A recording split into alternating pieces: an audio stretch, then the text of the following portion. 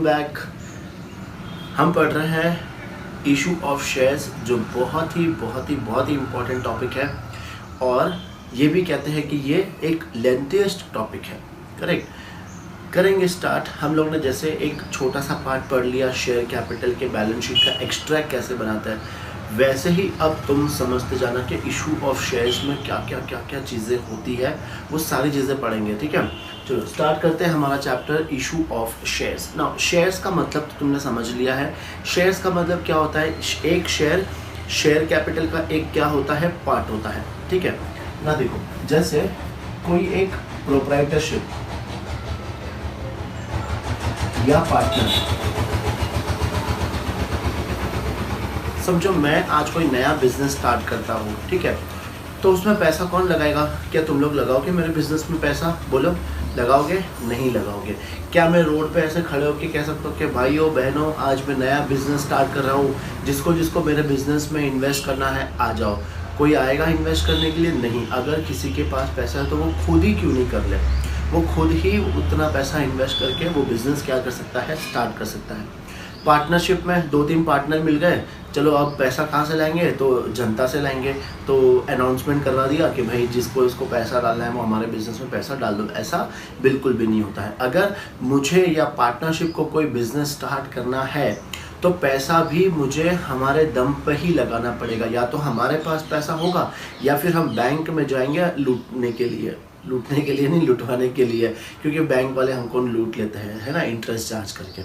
तो पैसा या तो हम हमारे पास से लगाएंगे या फिर किसी से लोन लेंगे, फ्रेंड से लोन लेंगे, बैंक से लोन लेंगे और फिर हमारा बिजनेस स्टार्ट करेंगे।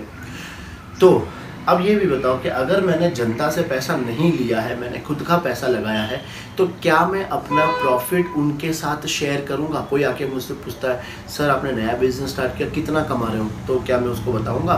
भले वो मेरा रिलेटिव्स भी क्यों ना हो, मैं उसको कभी भी नहीं बताऊंगा कि मैं कितना कमा रहा हूँ। करेक्ट। क्या उनको हक है? मेरे को हक मतलब क्या वो हक जता सकते हैं कि नहीं सुमित सर आपको बताना ही पड़ेगा? नहीं, आपको बताना ही पड़ेगा। क्या ऐसे पॉसिबल है? बिल्कुल भी पॉसिबल नहीं है। ठीक है, तो इनको तो रखो साइड में। ये हम लोग ने पढ़ लिया था, ये 11th में पढ़ा था और ये हम लोग ने ये 11th में पढ़ा था और ये हम लोग ने इस बार 12th में पढ़ा है। ठीक है, अब हम लोग जो नया पढ़ने जा रहे हैं वो क्या होता है? कंपनी। ठीक है ना। कंपनी में भी तुम लोग ने पढ़ा था, प्राइवेट कंपनी होती है और एक पब्लिक कंपनी होती है ना। पब्लिक कंपनी क्या करती है? पैसा किसका लगाती है? जनता का पैसा वहां पे लगता है। ठीक है, अब तुम लोग सोच रहे होंगे कि वो भी जनता से क्यों पैसा लेती है, जनता क्यों उनको पैसा देती है? देखो, हम लोग जो काम करते हैं पार्टनरशिप या प्रोप्राइटरशिप लेवल का, वो एक लिमिटेड होता है। करेक्ट है, एक लिमिटेड है। क्या केरला का बंदा तुम्हारे यहाँ पे आके कोई चीज़ खरीद के जाएगा? समझो तुम्हारी स्टेशनरी की शॉप है, तो क्या वहाँ का बंदा आके यहाँ पे खरीद के जाएगा? नहीं खरीद के आएगा, क्योंकि हमारा बिजनेस जो होता है वो क्या होता है? एक लिमिटेड दायरे में होता है। लेकिन कंपनी का बिजनेस बहुत बड़े स्केल पे करते हैं। आज कंपनी को हमने देखा था कि रजिस्ट्रेशन के लिए ही कम से कम 3-4 महीने लग जाते हैं, तो आगे के प्रोसीजर्स भी बहुत सारे उनको फॉलो करने होते हैं। और जब वो इतना सारा काम करे तो अपना बिजनेस भी क्या करेगी? बहुत बड़े लेवल पे करते हैं। तो वो लोग क्या करते हैं? जैसे आज एग्जांपल रिलायंस का हम लोग जियो लेते हैं, तो जियो के कस्टमर्स क्या मेरे सिर्फ उदयपुर में है? नहीं। क्या एक लोकल में है? नहीं। वो उनके कस्टमर्स सभी जगह पे फैले हुए हैं। ठीक है, अब उसमें क्या कैसे हुआ था बताओ? क्या मैं इंडिविजुअल सोच सकता हूँ कि नहीं एक और जियो कंपनी स्टार्ट करते हैं? क्या हम लोग सोच सकते हैं? ऐसे नहीं सोच सकते, क्योंकि उतने लेवल पे करना हमारे पास करोड़ों इंटू करोड़ इतने पैसे होने चाहिए, लेकिन अपने पास उतने पैसे नहीं हैं। तो हम लोग क्या स्टार्ट करते हैं? हम लोग स्टार्ट करते हैं कंपनी। कंपनी में क्या होगा? जैसे पब्लिक लिमिटेड कंपनी है, वो कहेगी कि जनता तुम लोग हमें पैसा लगाओ, हम उस पैसे का अच्छे से यूज़ करेंगे और इन रिटर्न्स तुम लोग को हम कुछ ना कुछ देंगे। तो हमने जनता से कितना पैसा मांगा? जितनी तुम्हारी कैपेसिटी है उतने हमें पैसे दो। समझ में आ रहा है? समझो एक कंपनी स्टार्ट कर रही है और कंपनी ने 1 करोड़ शेयर इशू किए। 1 करोड़ शेयर इशू किए हैं, ठीक है। अब हो सकता है किसी के पास पैसे हो तो वो पूरे 1 करोड़ शेयर खरीद सकता है, या फिर जिसको जितने चाहिए, जैसे मुझे 200 चाहिए तो मैंने 200 खरीद लिए, किसी को 500 चाहिए उसने 500 खरीद लिए। मतलब अपनी कैपेसिटी के अनुसार हम लोग क्या करेंगे, शेयर्स खरीदते जाएंगे। और जितने का मैंने शेयर्स खरीदा है उतना पार्ट का मैं क्या बन जाऊंगा, ओनर बन जाऊंगा। मैं पूरी कंपनी का मालिक नहीं हूँ, मेरे पास जितने शेयर्स है हम उसी के क्या है, ओनर है। करेक्ट, ये तो समझ में आया। तो हम लोग क्या करते हैं, कंपनी क्या करती है, अपने जो शेयर्स है वो पब्लिक में क्या करती है, इशू करती है, ठीक है। और यही हम लोग पढ़ने वाले हैं इशू ऑफ शेयर्स में। तो देखो, जैसे मैंने मैंने बोला है कि भाई तुम लोग मेरे कंपनी में पैसा लगाओ, तो सब लोग पैसा लेकर आ गए, तो उनको मुझे कुछ ना कुछ तो देना पड़ेगा ना इन रिटर्न। तो हम लोग क्या देते हैं, उनको शेयर्स देते हैं, शेयर सर्टिफिकेट देते हैं कि हाँ तुम्हारे 200 शेयर तुम्हारे, 500 शेयर तुम्हारे, ऐसे सबके नाम डाल के हम लोग सबको शेयर सर्टिफिकेट देते हैं, ठीक है। तो इशू ऑफ शेयर्स, इसका मतलब क्या है इशू ऑफ शेयर्स का, कि हम लोग ने जनता से पैसे लिए और इन रिटर्न हमने उनको क्या दे दिया, शेयर्स दे दिया।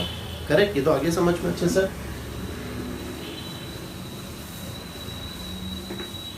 फिर इशू ऑफ शेयर्स, हम लोग शेयर्स कैसे इशू कर सकते हैं, 2 तरीके से इशू कर सकते हैं। या तो issue of shares for cash, ये वाला पार्ट तो आई थिंक तुम्हें समझ में आ गया है कि जनता से पैसे ले लिया और उनके बदले में क्या दे दिया, शेयर्स दे दिया। तो वो तो हो गया मेरा कैश ट्रांजैक्शन। दूसरा, अब हम कंपनी स्टार्ट कर रहे हैं, हमें एसेट्स खरीदने हैं, बिल्डिंग, मशीन, फर्नीचर वगैरह सब खरीदना है। और अगर समझो हमारे पास पैसे नहीं है तो दूसरा ऑप्शन क्या है, मैंने शेयर्स दे दिए सामने और उसके बदले में मुझे क्या मिल गए, एसेट्स मिल गए। समझ में आ रहा है। लेकिन यहाँ पे क्या उन शेयर्स के बदले मुझे कैश मिलेगा, नहीं, उनके बदले मुझे क्या मिल रहा है, एसेट्स मिल रहे हैं। तो यहाँ जो कंसिडरेशन, देखो समझना, कंसिडरेशन का मतलब क्या होता है, कंसिडरेशन का मतलब इन रिटर्न, मैंने जो दिया है उसके इन रिटर्न में मुझे क्या मिल रहा है। यहाँ पर क्या है, यहाँ पर इन रिटर्न मुझे कैश मिल रहा है, और यहाँ पर क्या है, for consideration other than cash. यहाँ पे इन रिटर्न मुझे कैश नहीं मिलेगा, इन रिटर्न मैंने क्या खरीदा है, एसेट्स खरीदे हैं, ठीक है। तो एंट्रीज वगैरह सब बाद में पढ़ेंगे, एक बार जो कॉन्सेप्ट है वो हम लोग अच्छे से समझ लेते हैं। तो शेयर्स हम लोग 2 टाइप में इशू कर सकते हैं, या तो कैश में इशू कर सकते हैं या फिर for consideration other than cash, ठीक है। फिर से हम लोग जो इशू ऑफ शेयर्स है ये हम लोग या तो पार पे इशू करेंगे या फिर प्रीमियम पे इशू करेंगे, डिस्काउंट पे हम लोग इशू नहीं कर सकते हैं। चलो अब ये भी मतलब समझते हैं अच्छे से कि पार और प्रीमियम क्या होता है। देखो नॉर्मली एक शेयर की जो वैल्यू होती है वो फिक्स होती है कि एक शेयर या तो जैसे 10 रुपये का है या 50 रुपीज़ का है या 100 रुपीज़ का है। ये जो प्राइस है ये फिक्स है कि ये 10 या 1 रुपीज़ भी हो सकता है। हमने स्टार्टिंग में देखा था कि एक शेयर की फेस वैल्यू कुछ भी हो सकती है, वो डिसाइड करता है कंपनी डिसाइड करती है, ठीक है। अब अगर मैंने सेम फेस वैल्यू पे अगर इशू किया है तो उसको हम लोग क्या कहेंगे, इशू एट पार। समझ में आ रहा है। और प्रीमियम पे कब होगा, जब हम लोग ज़्यादा पैसा ले रहे हैं। जैसे 10 रुपये का शेयर को मैंने 12 रुपये में इशू किया, यहाँ पर क्या हो रहा है, 10 रुपये के शेयर को मैंने 10 रुपये में इशू किया है, ठीक है। तो या तो हम इशू किस पे करेंगे, पार पे करेंगे, या फिर हम लोग इशू किस पे करेंगे, प्रीमियम पे करेंगे। समझना अच्छे से, ये बहुत इंपॉर्टेंट है, पार और प्रीमियम। अब ये क्यों करते हैं हम लोग ऐसे, देखो जैसे कोई नई कंपनी आ रही है, ठीक है, कोई नई कंपनी, फॉर एग्जांपल हमने हमारी एक नई कंपनी स्टार्ट की, तो मेरे शेयर्स क्या मैं जानते हैं मुझे लोग मार्केट में नहीं जानते, वो लोग तो यार नई कंपनी कौन इसके शेयर्स खरीदेगा। तो हम क्या करते हैं, वहाँ पे हमारे शेयर्स 10 रुपये का 10 रुपये में ही बेचते कि चलो एटलीस्ट कोई तो खरीदने वाले आ जाएंगे। और प्रीमियम कब करते हैं, फॉर एग्जांपल आज जैसे जियो कंपनी अगर मार्केट में शेयर इशू करती है तो वो क्या करेगी, 10 रुपये के शेयर को 100 रुपये में बेचेगी, तो भी लोग खरीदने आएंगे। क्यों, देखो हम वापस तुम लोग ये भी सोचो कि हम लोग शेयर्स वगैरह क्यों खरीदते हैं। थोड़ा बहुत तो तुम्हें आइडिया होगा, शेयर मार्केट के बारे में थोड़ा बहुत जानते हो। शेयर मार्केट में क्या होता है बताओ? शेयर मार्केट में ऐसे बहुत सारे शेयर्स को हम लोग क्या करते हैं, ट्रेड करते हैं। वहाँ पे शेयर्स को खरीदते हैं और जब अपना रेट ऊपर चला जाएगा तो हम शेयर्स को बेच देते हैं। तो अब हम लोग भी क्या कर रहे हैं, जियो कंपनी के शेयर्स भले वो 10 रुपये के शेयर को मुझे वो 100 रुपये में बेच रहा है, तो भी मैं उसके शेयर्स को क्या कर लूँगा, खरीद लूँगा, क्योंकि मुझे पता है कि अगले 1 साल में ये 100 रुपये का शेयर्स कितने का हो जाएगा, 1000 रुपये का भी हो सकता है। क्योंकि जिस तरह से जियो प्रोग्रेस कर रहा है उससे अपने को ईजिली आइडेंटिफाई हो जाएगा कि ये हम लोग का शेयर्स कितने में चला जा सकता है, 1000 में। तो हम लोग ईजिली खुशी खुशी खरीदेंगे 10 रुपये के शेयर को 100 रुपये में हम लोग खुशी खुशी खरीदेंगे। लेकिन जो न्यू कंपनी है, अगर वो बोले कि भाई मेरे 10 रुपये के शेयर 100 में खरीद दो, तो एक भी शेयर नहीं बिकेगा। तो वहाँ पर क्या होता है, हम लोग शेयर्स किस पे इशू करते हैं, पार पे इशू करते हैं। और अगर हमारी रेपुटेड कंपनी है तो हम लोग शेयर्स को किस पे इशू करते हैं, प्रीमियम पे इशू करते हैं। डिस्काउंट पे तुम्हें नहीं पढ़ना है, सीए वाले सिलेबस उनको पढ़ना है, तुम्हें नहीं पढ़ना है। तुम्हारे सिलेबस में issue of shares at discount नहीं है, ठीक है। तो ये 2 चीज़ हो गई। फिर इसके बाद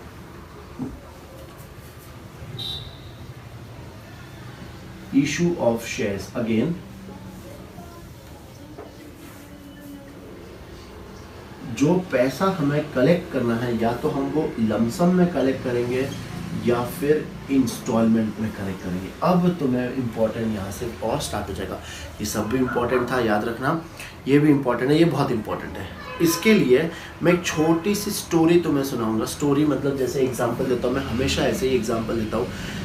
समझो तुम लोग 12th के स्टूडेंट हो और 12th के स्टूडेंट तुम लोग ने बहुत अच्छे परसेंटेज के साथ पास कर लिया, ठीक है, बहुत अच्छे परसेंटेज के साथ तुमने पास कर लिया। अब तुम्हारा सपना है कि यार अब राजस्थान में नहीं पढ़ेंगे, इतना अच्छा परसेंटेज आया है तो हम लोग कहाँ जाएंगे, मुंबई जाएंगे। तो मुंबई में तो तुमने पता है कि बहुत अच्छे कॉलेज है, और वहाँ पे समझो एक तो कॉलेज ऐसा है कि वहाँ पे जितने भी स्टूडेंट्स होंगे ना वो सारे 90+ वाले ही होंगे, 90+ वाले। और उसमें भी फाइटिंग होती है कि नहीं, बहुत सारे जनों को 90+ वाले होने के बाद भी उस कॉलेज में एडमिशन नहीं मिलता है। तो अब मैं मुंबई चला गया, तो मैं एक ही कॉलेज के भरोसे नहीं रह सकता हूँ। मुझे क्या करना पड़ेगा, अलग अलग कॉलेज में अप्लाई करना पड़ेगा। समझ रहे हो, सुनते जाना मेरी वर्ड्स को अच्छे से। मुझे अलग अलग कॉलेज में क्या करना पड़ेगा, अप्लाई करना पड़ेगा, ठीक है। मैंने सारे कॉलेज में अप्लाई कर दिया। अब यहाँ पे जो कटआउट लिस्ट बनी वो 95% और हमारे आए थे 93%, तो यहाँ पे मेरा रिजेक्ट हो गया। फिर यहाँ पर भी 94% पे क्लोज हुआ, यहाँ पर भी रिजेक्ट हो गया। यहाँ 92% और यहाँ 91%। अब यहाँ पे दोनों में मेरा सिलेक्शन होगा। अब ये हमें चॉइस करना है कि इन दोनों में से हम कौन से जगह पे हम लोग सिलेक्ट करें, करेक्ट है। तो सबसे पहले हमने क्या किया था, इन सारे कॉलेजेस में एप्लीकेशन किया था। तो एप्लीकेशन मुझे कैसे पता चलता है, कंपनी या फिर कॉलेजेस इशू करते हैं प्रॉस्पेक्टस। तुम लोग को भी पता होगा, कोई भी स्कूल में तुम लोग एडमिशन लेने जाते हो, कॉलेज में एडमिशन लेने जाते हो, तो वो तुम्हें एक प्रॉस्पेक्टस देते हैं। क्या होता है उस प्रॉस्पेक्टस में, कभी देखा है, कभी खोल कर देखना। प्रॉस्पेक्टस में ये होगा कि उस स्कूल के बारे में, कॉलेज के बारे में इंफॉर्मेशन दी होगी तुम्हें कि हाँ ये रिकॉर्ड्स है, इतने इतने परसेंटेज आए थे, इतनी हमारी ऊंची ऊंची बिल्डिंग है, इतनी हमारी छोटी छोटी फीस है। ये सब इन्फॉर्मेशन तुम्हें उस प्रॉस्पेक्टस में दी होगी। तो तुम्हें वो प्रॉस्पेक्टस पढ़ना बहुत ज़रूरी होता है, तभी हम अपने बच्चों को क्या करते हैं, वहाँ पर एडमिशन करवाते हैं। तो यहाँ पर भी सेम हमने सबके प्रॉस्पेक्टस पढ़ लिए। मुझे लगा कि ये चारों कॉलेज अच्छे, हमने एप्लीकेशन कर दिया और फिर फाइनली हमने इसको सिलेक्ट कर दिया कि चलो इसी कॉलेज में हमें एडमिशन लेना है, ठीक है। अब समझो इस कॉलेज की फ़ीस थी 1 लाख रुपीज़, 1 साल की फ़ीस है 1 लाख रुपीज़। और कॉलेज वालों ने ये बोला था कि भैया जब तुम लोग अप्लाई कर रहे हो, मतलब जो फॉर्म वगैरह भर रहे हो, तो तुम्हें 10% साथ में भरना है, ठीक है। अगर तुम्हारा एडमिशन हुआ तो तुम्हें बाकी के पैसे भरने हैं, और अगर एडमिशन नहीं हुआ तो तुम्हें बाकी के पैसे जो तुमने भरे थे वो तुम्हें वापस मिल जाएंगे। समझना अच्छे से। देखो सब कॉलेज में कंडीशन क्या था, जो भी फीस है वहाँ पे 10% तुम्हें साथ में भरना है। कब भरना था, एप्लीकेशन के टाइम पे। एप्लीकेशन का मतलब क्या है, जो फॉर्म तुम लोग लाए थे वो फॉर्म जब सबमिट करोगे, अप्लाई किया था तब तुमने 10% भर दिया, ठीक है। अब मेरा सिलेक्शन यहाँ पर हो गया, तो अब मुझे यहाँ पर बैलेंस कितने भरने हैं, 90,000, और यहाँ से मेरे सारे शेयर, वो जो पैसे मैंने भरे थे वो मेरे पास वापस आ जाएंगे। अब कॉलेज की फीस है 90,000, कॉलेज वाले बोल रहे कि नहीं हमें ये पैसा एक साथ नहीं चाहिए, हमें जब जरूरत होगा हम तुमसे पैसा लेते रहेंगे। तो कॉलेज वालों ने ये स्ट्रक्चर मुझे बना के दिया कि एप्लीकेशन के टाइम पे तो 10% दे दिया और बाकी का 90,000 हमें जब जरूरत पड़ेगा, या फिर 30,000 कब करना है, अब तुम्हारा एडमिशन हो गया पक्का तो एडमिशन के टाइम पे और 30,000 पे करो, और ये जब तुम्हारा सेशन स्टार्ट होगा हमें लगेगा कि नहीं हमें ये इतना और पैसा चाहिए तो हम ये तुमसे मांगते रहेंगे। भरना तो है, कोई डिस्काउंट नहीं मिलता है वहाँ पर, हमें पे करना है, लेकिन कैसे पे करना है, इंस्टॉलमेंट में पे करना है। ठीक है, होप तुम्हें ये प्रोसीजर समझ में आया होगा। अब हम लोग यहाँ पर ये वाला पढ़ेंगे। देखो ये भी तो हो सकता है कि ये कॉलेज क्या बोल रहा है कि भाई एडमिशन लेना है तो तुम्हें जो पूरी हमारी 1 लाख फीस है ये तुम्हें स्टार्टिंग में ही पे करनी है ना, कोई इंस्टॉलमेंट नहीं है, ये तुम्हें फीस स्टार्टिंग में ही पे करनी है। तो देखो अब जो हम लोग पढ़ रहे थे, ये जहाँ पर भी मैंने तुम्हें कॉलेज का एग्जाम्पल दिया वहाँ पर तुम लोग लगा दो वहाँ पे शेयर्स। ठीक है, मुझे इस कंपनी के शेयर्स खरीदने हैं, हाँ, और वो शेयर्स की प्राइस है समझो 10 रुपीज़। शेयर्स की प्राइस है शायद यहाँ दिख जाएगा, या लिखता शेयर्स की प्राइस है 10 रुपीज़। कंपनी क्या बोल रही है, तुम्हें हमारे शेयर्स खरीदना है, ठीक है खरीदो। पहले तुम्हें क्या करने पड़ेंगे, हमारे पास एप्लीकेशन करने पड़ेंगे। ठीक है, तो कंपनी का भी क्या होता है, प्रॉस्पेक्टस होता है। मैं कौन सी कंपनी में इन्वेस्ट करूँ, क्या ऐसे ही राह चलती कंपनी को पकड़ लिया और इन्वेस्ट कर दिया, वहाँ पे ऐसा होता है नहीं। तुम लोग टीवी पर भी जब देखोगे ना शेयर्स के बारे में तो वहाँ पे एक फास्ट लाइन चलती है, read the red herring prospect correctfully, ऐसे एक पूरी फास्ट लाइन चलेगी। मतलब वो भी यही कहता है कि इन्वेस्ट करने से पहले तुम लोग क्या करो, उसका प्रॉस्पेक्टस पढ़ो और उसके बाद क्या करो, अप्लाई करो। तो शेयर्स की वैल्यू है समझो 10 रुपीज़। कंपनी ने कहा है कि एप्लीकेशन के टाइम पर तुम्हें हमें कितना देना है, 2 रुपीज़ देना है। करेक्ट, कंपनी क्या कर रही है, शेयर्स इशू कर रही है। तो फिर से हम लोग अपने ये एग्जांपल में आते हैं। तुम्हें क्या लगता है कि जैसे यहाँ पर एडमिशन के लिए खाली मैं ही गया होऊंगा या मेरे जैसे बहुत सारे बच्चे गए होंगे। करेक्ट, जिसका 92% से ऊपर होगा उनको एडमिशन मिल गया और जिसको 92% से नीचे था उनको एडमिशन क्या हो गया, रिजेक्ट हो गया। तो लेकिन एप्लीकेशन तो सबने किए होंगे। तो वैसे ही हम जब कंपनी के शेयर्स खरीदने जाते हैं तो बहुत सारे जन शेयर्स खरीदने आते हैं, और मान लो कंपनी ने खाली इशू किया है 1 लाख शेयर्स और कंपनी के पास एप्लीकेशन आ गए 1,50,000 शेयर्स, तो कंपनी सबको शेयर्स नहीं दे पाएगी। करेक्ट, कंपनी सबको शेयर्स नहीं दे पाएगी, तो वहाँ पे क्या होगा, रिजेक्ट होगा, बाकी को शेयर्स मिल जाएगा। तो हम कंपनी ने क्या बोला कि एप्लीकेशन के टाइम पे 2 रुपीज़ दो, और फिर सबके शेयर्स आ गए, सबके कंपनी ने चेक कर लिया कि हाँ इनको रिजेक्ट करना है और इनको देना है, और लकीली हम लोग को वहाँ पे शेयर्स मिल गए। जब हम लोग को शेयर्स मिलते हैं उसको कंपनी के टर्म्स में क्या कहते हैं, अलॉटमेंट। और कंपनी ने कहा है कि भाई तुम्हें शेयर्स मिल गए हैं, अब अलॉटमेंट के टाइम पे थोड़ा सा और अमाउंट दे दो। यहाँ पे जो मैंने एडमिशन वर्ड यूज़ किया था वो क्या है, अलॉटमेंट। आ रहा है समझ में? देखो हमने पहले क्या किया, शेयर्स के लिए अप्लाई किया, 2 रुपये दे दिया, फिर खुशी खुशी हमें शेयर्स मिल गया तो हमने बाकी का 3 रुपया भी और दे दिया। अब बैलेंस कितना बचा है बताओ, मैंने टोटल 5 दे दिया और 5 और बैलेंस बचा है। कंपनी मुझे जैसे जैसे कंपनी को जरूरत पड़ेगी कंपनी मुझे कॉल करेगी, फ़ोन कॉल नहीं, ये होता है कॉल मतलब बैलेंस पैसा मंगवाना। Call, first call, second call, third call, मतलब जैसे ये 5 रुपीज़ कंपनी को जरूरत पड़ती जाएगी वैसे वैसे कंपनी क्या करते जाएगी, कॉल करते जाएगी और हमसे पैसा कलेक्ट करते जाएगी। ठीक है, तो इशू ऑफ शेयर्स या तो लमसम में हो सकता है, कंपनी बोलेगी कि नहीं पूरा पैसा जो शेयर्स का है वो एक साथ पे करो, और या फिर इंस्टॉलमेंट का मतलब अब शायद तुम्हें समझ में आ गया होगा कि कुछ पैसा हमें एप्लीकेशन के टाइम पे करना होता है, कुछ पैसा हमें अलॉटमेंट के टाइम पे करना होता है, और बाकी का कंपनी जब हमसे कॉल करते जाएगी तब हमें बाकी का पैसा पे करना है। होप तुम्हें एटलीस्ट ये वाला पार्ट अच्छे से समझ में आ गया होगा। यहाँ पे हम लोग ने 3 चीज़ पढ़ी, इशू ऑफ शेयर्स कैश में या फिर consideration other than cash. Issue of shares हम पार पे कर सकते हैं, प्रीमियम पे कर सकते हैं, डिस्काउंट पे नहीं कर सकते हैं, और इशू ऑफ शेयर्स हम लमसम या तो पूरा पैसा हम एक साथ कलेक्ट करेंगे या फिर इंस्टॉलमेंट हम पैसा टुकड़ों में कलेक्ट करेंगे। ठीक है, तो तुम्हें एग्जाम्पल भी समझ में आ गया होगा। अब हम लोग इसका नेक्स्ट आगे वाला टॉपिक स्टार्ट करते हैं, जहाँ पर क्या आएगी, जर्नल एंट्रीज आएगी। ठीक है, ये नोट डाउन कर लो।